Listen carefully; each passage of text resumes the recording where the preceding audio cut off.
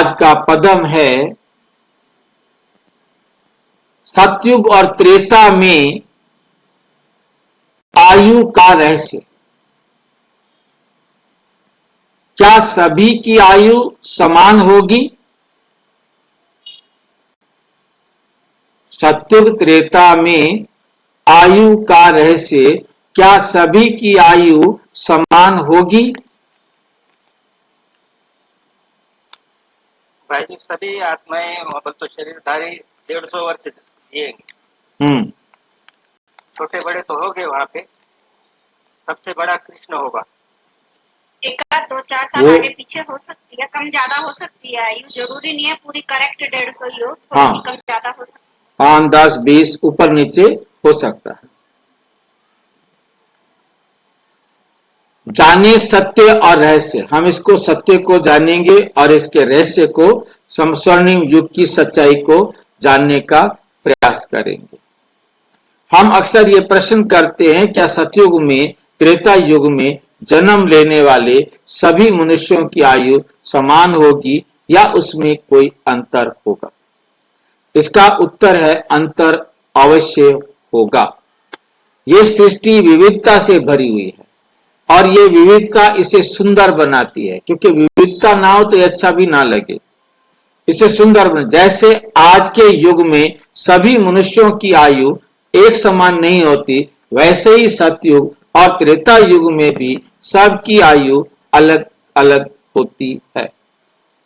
सतयुग और त्रेता युग में औसत आयु, यद्यपि सबकी आयु में अंतर रहेगा, लेकिन प्राकृतिक रूप से औसत आयु इस प्रकार होगी।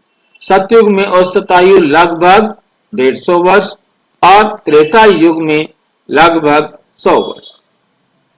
मतलब 5-10 ऊपर नीचे कभी कभी हो सकते हैं, बाकी ये कोई 100 वर्ष का फाइनल नहीं है कि 100 वर्ष हर एक को जीना है। परंतु बहुत बड़ा अंतर नहीं होगा जो फिर अगला जन्म छोटा हो जाए, बाप के आगे बच्चे की मृत्यु हो जाए, ये दोनों युगों में कभी नहीं होता। सतयुग में भी और त्रेता में भी ये कभी नहीं होता कि बच्चे की आयु बाप से पहले, बच्चे की मौत बाप से पहले हो जाए। ये कोई हार्ड एंड फास्ट नियम नहीं होगा कि हर आत्मा निश्चित रूप से इतने ही वर्ष तक जीवित रहेगी। हर आत्मा की यात्रा और जन्मों के अनुसार आयु में भिन्नता हो सकती है, लेकिन औसत लगभग समान रहेगा। आयु में अंतर क्यों रहेगा? क्वेश्चन खड़ा किया है, आयु में अंतर क्यों रहेगा? सतयुग में भी जहां पूर्ण पवित्रता और दिव्यता होगी, वहां भी आत्माओं की आयु में थोड़ा बहुत अंतर रहेगा। सतयुग में भी जहां पूर्ण पवित्रता और दिव्यता होगी, वहां भी आत्माओं की आयु में थोड़ा बहुत अंतर रहेगा। क्यों? क्योंकि हर आत्मा की यात्रा अलग अलग होती है। प्राकृतिक संतुलन के अनुसार शरीर परिवर्तन होता है। सभी आत्माएं एक साथ जन्म नहीं लेती, इसलिए एक साथ शरीर भी नहीं छोड़ती।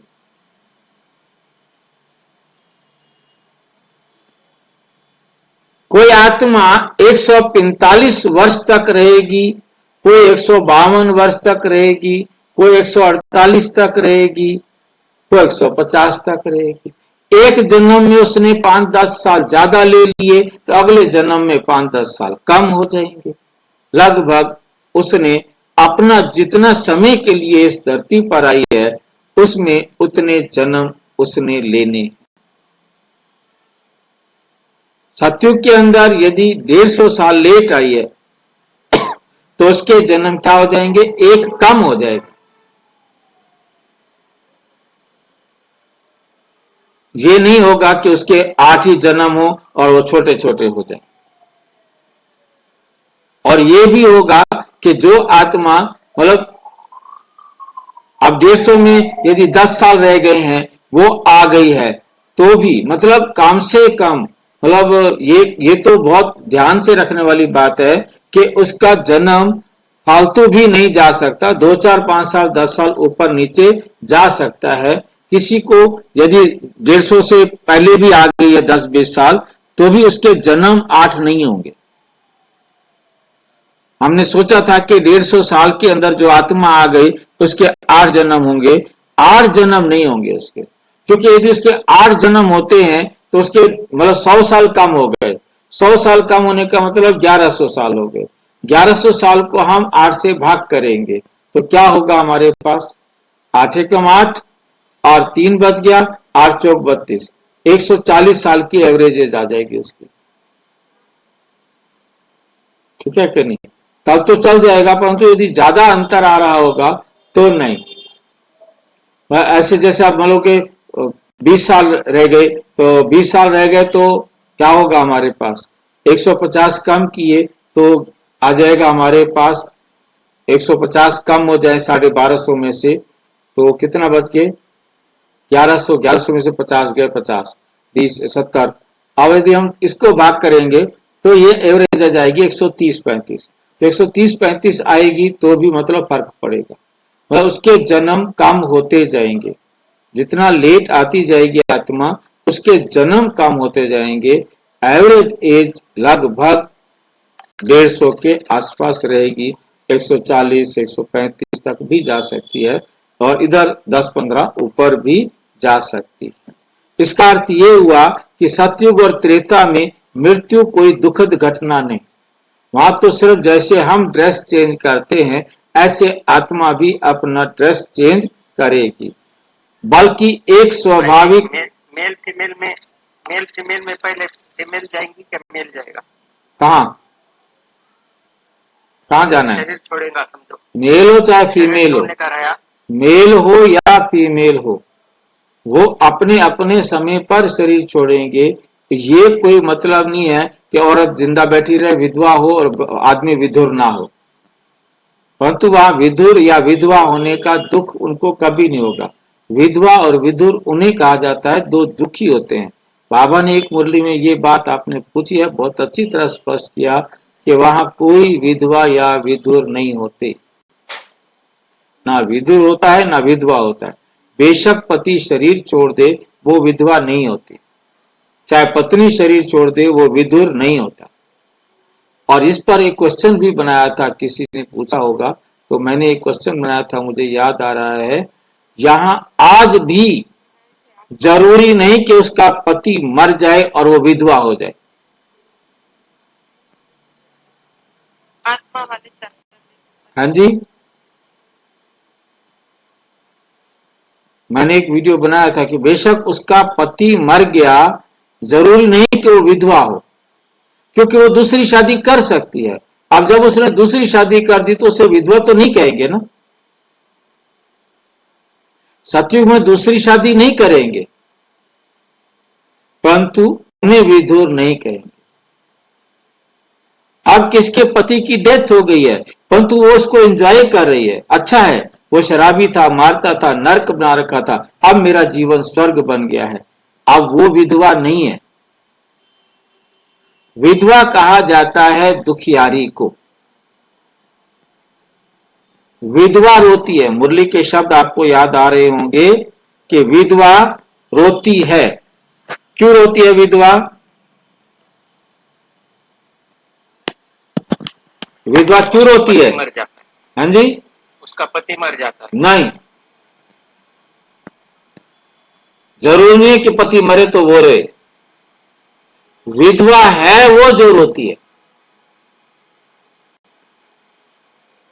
बाबा कहते मैं बैठा हूं ना, क्यों रो रहे हो? मैं मर गया हूं क्या? वो तो संगम की बात हो गई है भाई जी। संगम की बात कर रहे हैं, संगम की ही बात कर रहा हूं मैं। बाबा कहते मैं बैठा हूं ना, परंतु परमात्मा कहते बच्चे जब कोई दुखी नहीं है तो वो विधवा नहीं है, दुखी है तो विधवा है। ये याद रखना है, मतलब ना विधवा यदि उसे वो पति चला जाए तो भी वो दुखी नहीं होगी, ये बात है पक्की। पक्की है। उसको विधवा नहीं। हाँ, हाँ। यदि वो दुखी नहीं है तो उसको विधवा भी नहीं कहेंगे।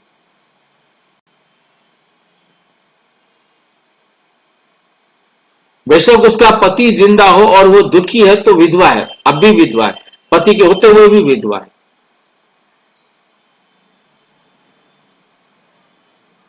बल्कि एक स्वाभाविक आनंदमयी परिवर्तन होगा, शरीर छोड़ा और दूसरा ले लेना। शरीर परिवर्तन की सहज प्रक्रिया। सतयुग में आत्माएं संपूर्ण योग्यता और दिव्यता के साथ शरीर को त्यागती हैं और नया शरीर सहज रूप से प्राप्त कर लेती है।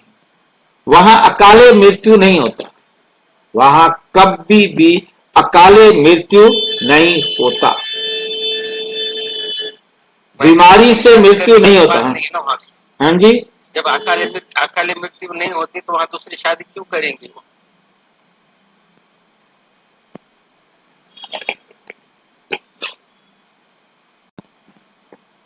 या बीमारी से भी मृत्यु नहीं होती।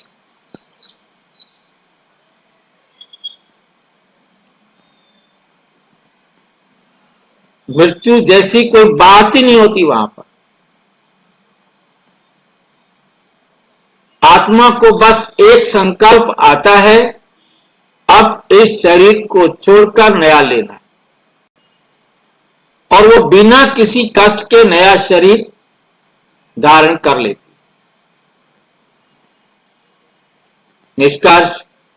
निष्कर्ष यही है कि सतयुग और त्रेता में आयु का औसत लगभग समान रहेगा, लेकिन हर आत्मा की आयु में थोड़ा बहुत अंतर अवश्य हो,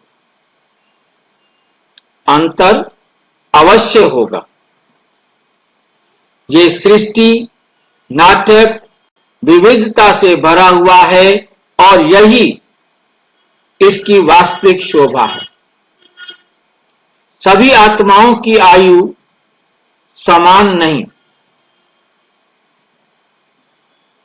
नहीं होगी, लेकिन अंतर बहुत बड़ा नहीं होगा। अंतर बहुत बड़ा नहीं होगा कि ये नहीं कि भाई चलो कोई 20 साल या 50 साल जिए और कोई 70 साल 80 साल जिए, इतना बड़ा अंतर नहीं होगा। बस 10-20 साल का ऊपर नीचे चलेगा। आत्मा सहज रूप से शरीर बदलती है बिना किसी पीड़ा या दुख के। इसलिए अभी हमें इस ज्ञान को आत्मसात कर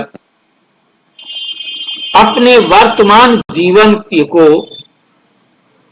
दिव्यता की ओर ले जाना है, ताकि हम भविष्य में सतयुगी जीवन का अनुभव कर सके, अनुभव कर सकें। अच्छा, ओम शांति। और विस्तार से जानने के लिए प्रजापिता ब्रह्मा कुमारी ईश्वरीय विश्वविद्यालय के किसी भी सेवा केंद्र पर संपर्क करें, और यदि कोई प्रश्न है तो 9213106986 पर केवल टेलीग्राम करें।